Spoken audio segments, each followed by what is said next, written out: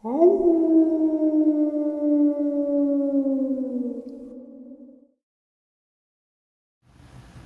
greetings and salutations, everyone. I hope everyone is doing well today. Today I have a couple of very terrifying and fascinating encounters to share with you, face-to-face with Dogman and ex-military. Before we get into it, though, a couple links. As you know, I rely on Patreon, PayPal, and the merch to help the channel to continue to grow and go. Links to Patreon and PayPal are in the description below. The merch is displayed directly under the video. Also, Dogman, Frightening Encounters, Volume 1 through 3, the audiobook versions. They all were written and researched by Tom Lyons, narrated and produced by me, Jeff Nadolny. Those audiobooks are available on Audible, Amazon, and iTunes, links to which are also in the description as well. And finally, last but definitely not least, if you'd really like to help support this channel to continue to grow and go, simply subscribe. It doesn't cost you a cent. Click that like button. It takes half a second. If you don't want to miss out on any of the informative uploads I put out daily, click that bell icon. And folks, please leave a comment. Why? Well, because all these things, they really do help this channel to continue to grow and go. And they definitely do matter. And with that, I have taken far too much of your time. Let's get into today's upload, shall we?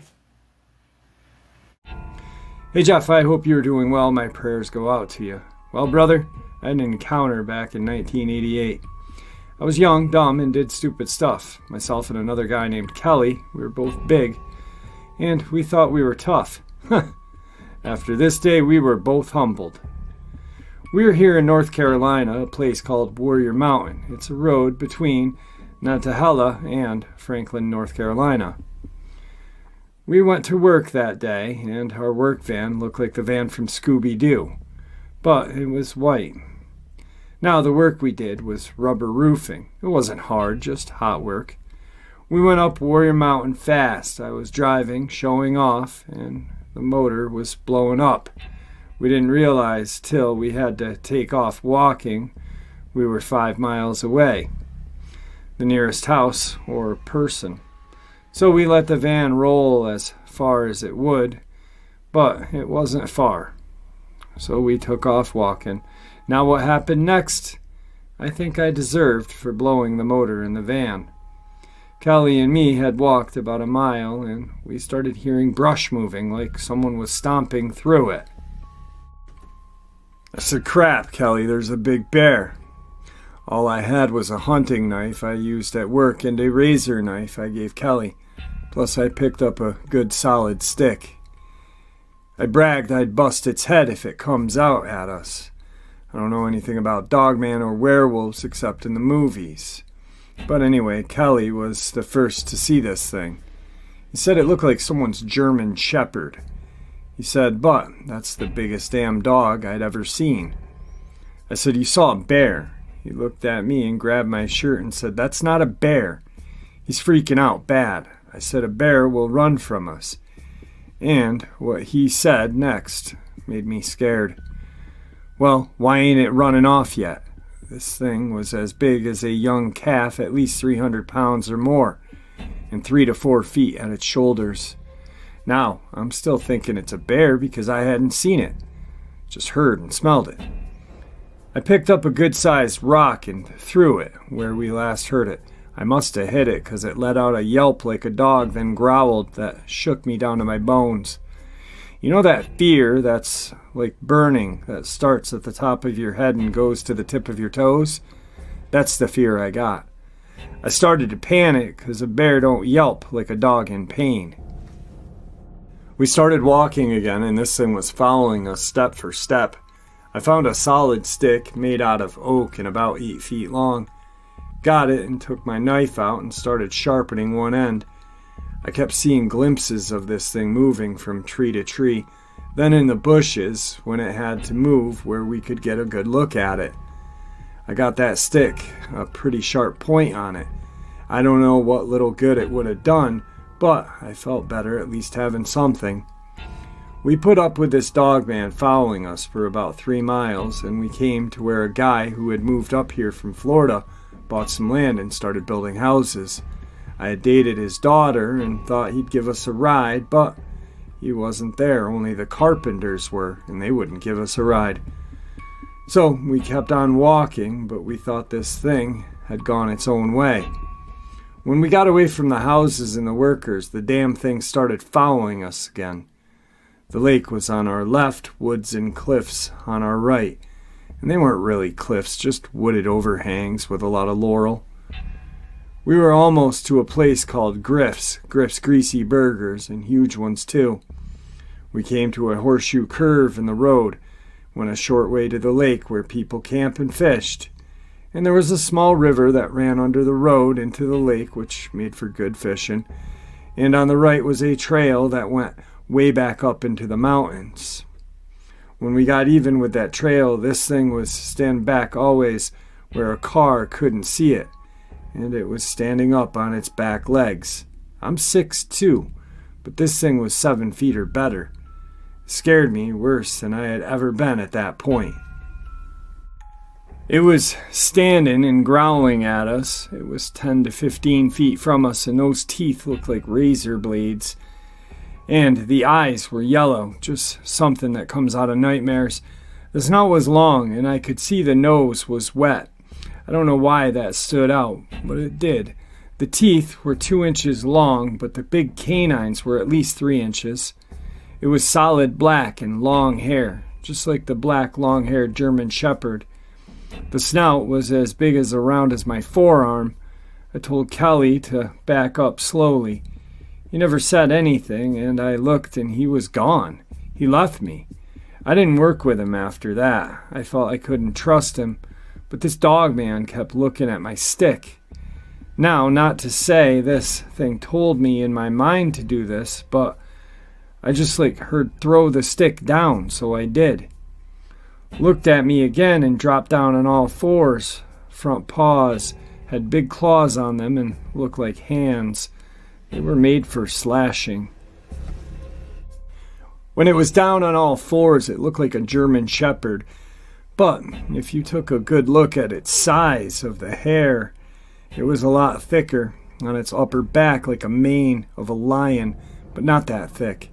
It was a beautiful animal till you saw the teeth and looked into those evil eyes, but its coat was like someone combed it and bathed it. But I know that's not true from the stink this thing let off. I made it to Griff's and Kelly was sitting eating a dang greasy burger. Had one waiting on me like nothing ever happened. I asked him why he left me and he said he was scared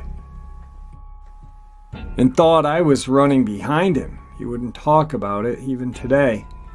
I have no doubt this thing could have shredded us like paper, but it didn't want to. And when I dropped my stick or spear, whatever I had, the Dogman turned and walked into the dark woods. I moved to Georgia and I had an encounter with another one. I had sent you detailed email of that. I have more. It seems when you've seen one, you've seen more. And I think a lot of times it's 'cause you're looking for 'em. God bless you, Jeff, you and your family. God bless all the Dogman family on here. Stay safe. And always go armed with no less than a 44 or a 12 gauge with some special slugs or buckshot or something bigger. Today's second Dogman subscriber encounter. First off, I'd like to tell you a little bit about myself before getting into my story of my personal encounter with the Dogman. My name is R, but most of my friends call me Bull. I'm an avid hunter and outdoorsman.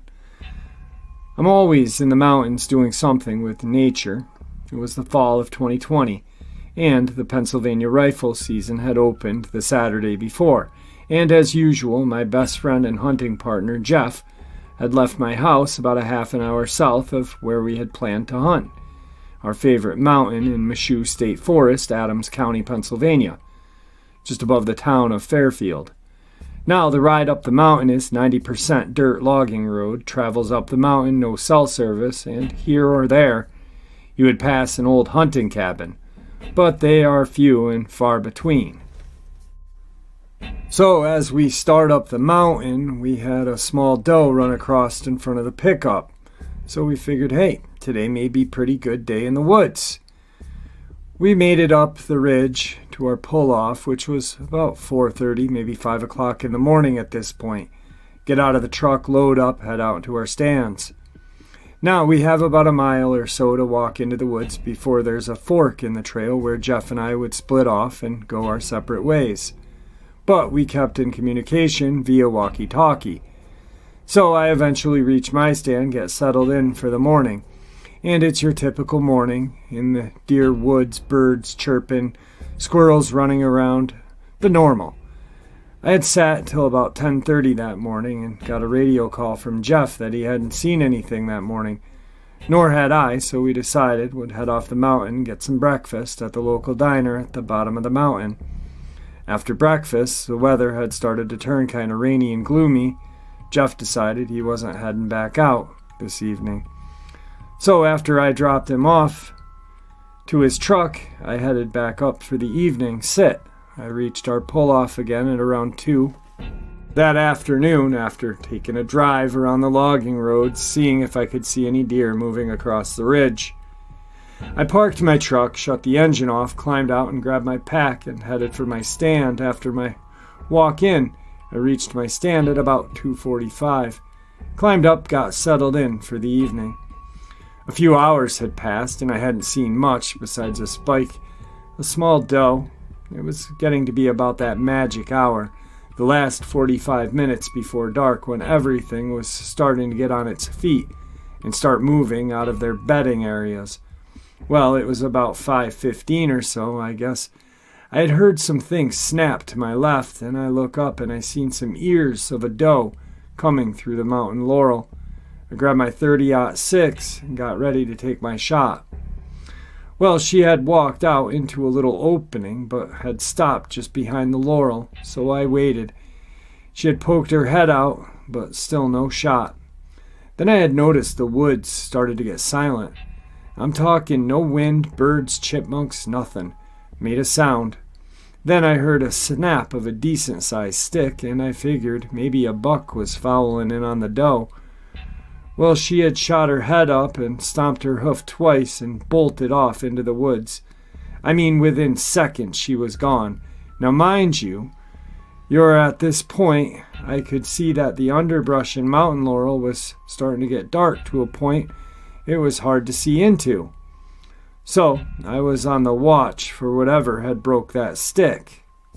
I started to get a musky smell, almost like a dead animal in stagnant pond water and ammonia. It was horrible. No idea where it was coming from, so I gathered my gear and got down, made my way out to the logging road and started the trek back to the truck. On my way, I was about a quarter of the way back when I had gotten this feeling I was being followed.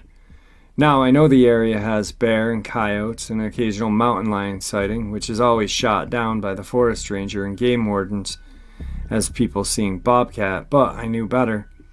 So, I shined my light around me and didn't see anything out of the ordinary, but still, just had that feeling. So I picked up the pace and got back to the truck. I was putting my gear in the truck except for my rifle. I had started getting that smell again coming back up the logging trail, so I shined my light up. Curiosity got the better of me, and I would say about 100 yards back or so I saw 2 reddish eyes, which no normal animal has that kind of eye shine. So I yelled, "Hey, go on, get out of here," at least 3 times, but nothing fazed it. So I raised my rifle and fired a shot into the area above it. Then this beast stood up on its hind legs. It had to be somewhere between 7 to 8 feet tall, I guess, and you could make out pointed ears and an elongated snout.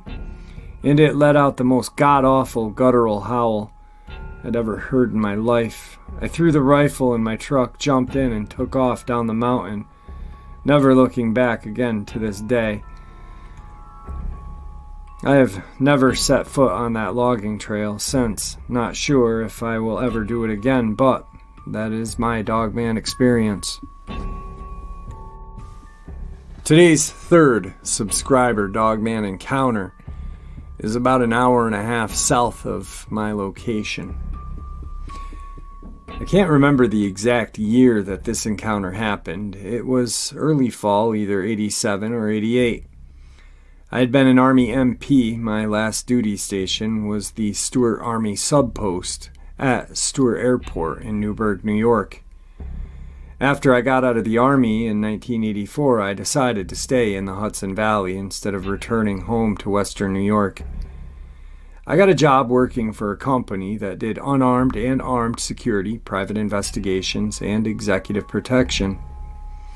This particular job was a surveillance of a sewage treatment plant and a small lake that was the town of Newburgh's water supply. Evidently, there was a bone of contention between a company that wanted to build some houses and local residents concerned that the new houses were too close to the lake and that their septic systems may pollute the water. There was a concern that someone might try to introduce raw sewage into the water supply. I was told that outside of me, the only other people who knew of the surveillance was my boss and the chief of police. My boss met me on the site at dusk and showed me where to set up. There is a dirt road that runs around the treatment plant between the lake and the plant. The vehicle they gave me to use was a Ford Escort. Where I parked gave me a decent view of the plant. The trees were thick enough to do a good job to conceal the car, yet I was able to have a decent view of the plant. Directly in front of me, the trees were so thick and old that they made an archway over the dirt road, creating a tunnel of darkness. The front bumper of the car was up to where the tunnel of shadows started. I sat there for hours in the chilled autumn air, windows down, motor off. The person I saw was a worker from the plant who came out and smoked a cigarette about an hour after I started. Eventually, I got to the point where I needed to stretch my legs. I made sure the dome light would not come on when I got out. I left the door open slightly to avoid making a sound. After stretching a bit, I decided to walk a ways down the dirt road. The trees made it pitch black. What little ambient light from the plant was completely blocked by the trees. I cautiously walked about 20 feet into the darkness when I heard directly in front of me a deep, loud growl. At first I thought someone decided to walk their dog, but then a noxious smell hit me. A smell of musk, decay, and filth. At the same time, a feeling of dread came over me, and the growl came again, a bit closer this time. I was carrying a .357 Magnum at the time. I drew it and held it at the ready as I began to walk backward. It was only 20 feet back to the car, but it seemed like a mile. As soon as I got to the car, I slid into it and shut the door as quickly and as quietly as I could. No sooner than I did this, something came trotting out of the shadows. It was four-legged and huge. If it had approached the car, its head would have been equal to the roof. The head was massive. It had the same general shape as a Burmese mountain dog. It had a ruff of fur from its shoulders to the back of its head. The rest of it was odd-looking. While the body may have been about 5 feet long, it still looked too small for that massive head. The back sloped down considerably. Its hind legs were ridiculously short in comparison to the front legs. The tail was long, slender, and held out horizontally. It was completely black, unnaturally so. It did not seem to have any depth to it. I had a feeling that if it turned its body, it would have disappeared. No features, no panting, no sounds of its feet as it trotted by, 5 feet from my open window. It looked neither left nor right as it passed. Needless to say, I stayed in the vehicle for the rest of the night. The boss called me the next afternoon to see how it went. I told him the only thing I had seen was a stray dog. Nothing happened the next night, the last night that I worked this particular gig. On a personal level,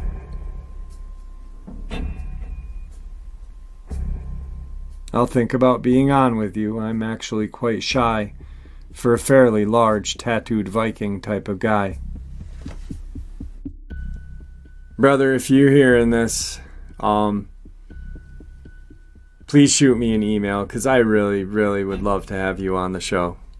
Just local boys, shooting the breeze about Dogman. Anyway, that is if you're ready for the show. And always remember, guys, anonymity is always respected, always, first and foremost. And, it's not a live show. It's just you and I shooting the breeze. That's basically what it is. Today's fourth subscriber Dogman encounter. Hey Jeff, wow, thanks for getting back to me so quickly. I'm a school employee, a worship leader, mother of 7 children, married for 26 years. I live in a small town in northern Michigan. I don't want to bore you with the details, so I'm just being brief. I have 2 small grandchildren, and my family is my life. I'm only trying to keep them protected. Anyway, I live across the park. It has a baseball and softball diamonds, a playground. Literally, there is a road in front of my house. That is the only thing keeping my yard from being a part of the park. Behind the park and all around is hundreds of acres of woods. It's public land. There's a path that leads to the river as well. When I'm sitting on my porch, I face the baseball field that has a 2-story concession stand just beyond the field. I tend to sit on my porch all hours of day and night. Lately, weird things have been happening. I've been seeing eye shine on the 2nd story of the concession stand. I know that sounds weird. The eyes are a yellowish green and very large. They will appear to be looking straight at me, and then they will move from side to side. I can see when the face turns, and then turns back to look at me. This has been happening for weeks. They're not there every night, but more often than not lately. My pit bull has been having odd behavior as well.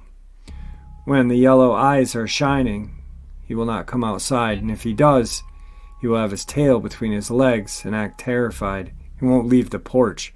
Very unusual behavior for him. A few nights ago, I saw 2 sets of eyes. The other set were red. They were both swaying back and forth and turning their heads to the side and then back at me. I got a very deep sense of dread when the eyes were looking at me. Then, when I was in my bedroom, which is in the back of the house with a window open, I heard a whistle that was right outside of my window. I quickly shut the window. I didn't see anything, but it freaked me out. I mentioned some of this to a few family members, and they are not at all interested in hearing about it. They think I'm off my rocker, sadly. The thing that concerns me is that my children that still live at home come and go at all hours of the night, and they have no fear of what could be out there. I've been learning so much from your channel and believe in these creatures. We live in a perfect environment for them, and it seems like things are escalating with the eye shine. And now, right up to my window. Tonight's 5th subscriber Dogman submission. Hey Jeff, it's been a minute. I don't know if you remember me, but I sent you some of my encounters a while back when I lived near the LBL. All those years ago when I snuck out with that girl and had that encounter at the lakes, little did I know I'd wind up marrying that girl.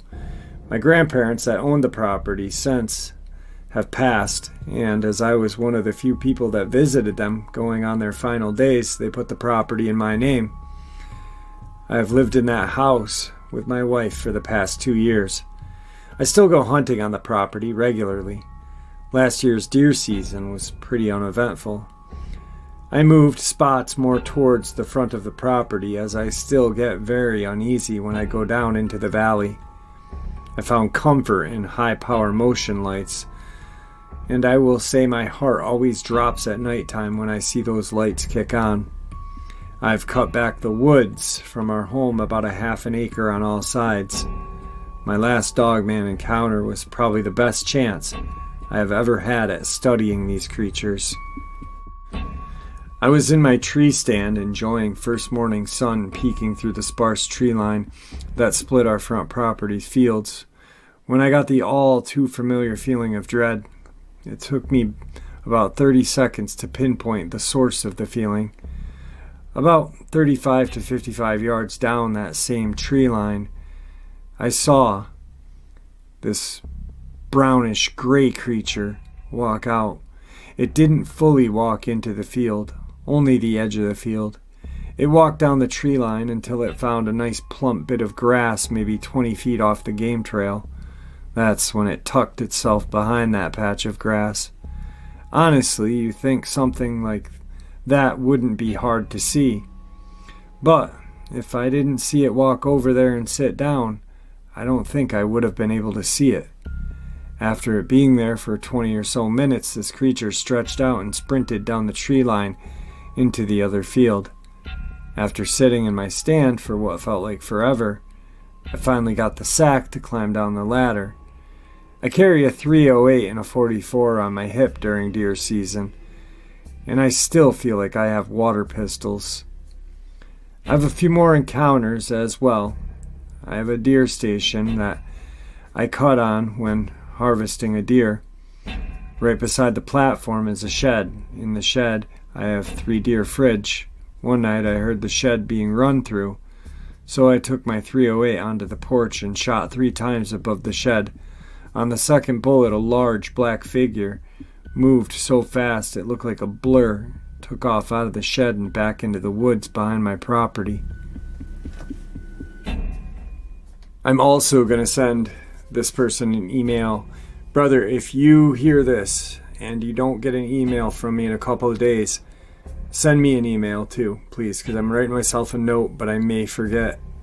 Sometimes my desk and my brain get scattered. Tonight's 6th Dogman subscriber submission. Hey Jeff, I'm a big fan. My name is M, and I've had 2 Dogman encounters. My first one took place in 1997. When I was 17, me and my friends had this spot in the woods where we would hide and smoke. One afternoon I was out there with myself. Time got away from me. It was getting dark fast. I started back about a halfway point. I saw something or someone walking behind me. I stopped walking and it stopped. I turned around to try to see who or what it was. It was just out of the light, but I could hear this deep, raspy breath. My blood ran cold in that moment. My instincts took over, and I started to slowly walk backward until I got to a logging trail that led out. Back then, I had never heard of Dogman. All these years, I thought it was a Bigfoot until last year, when I started to listen to your channel. My second encounter happened 2 weeks ago when I saw one. It was about 1 in the morning. I was outside of my girlfriend's house smoking when everything went dead quiet. Then this big, dark, massive shape ran across 2 yards and a small 2-lane road in like 3 steps. It looked like a bodybuilder, had human legs, no tail. All I could see was a side profile of its head. It had a long muzzle and pointed ears. I couldn't see its eyes or its teeth. Both took place in southern Indiana. Alright folks, I hope you all enjoyed today's upload as much as I enjoyed sharing it with you. Some very horrifying encounters. Guys, I truly do appreciate all of the support. Your support is what makes this channel continue to grow and go, and what makes it so special. People feel comfortable sharing on this platform because there is no judgment in the comment section. You guys rock. Please stay safe, happy, healthy, and ever vigilant, keeping an eye on your children, your pets, your family, your friends. We know these creatures are out there, and we know they are real. Best thing and the safest thing we can do for those folks that we care about is share the information we share with each other every day. God bless you all.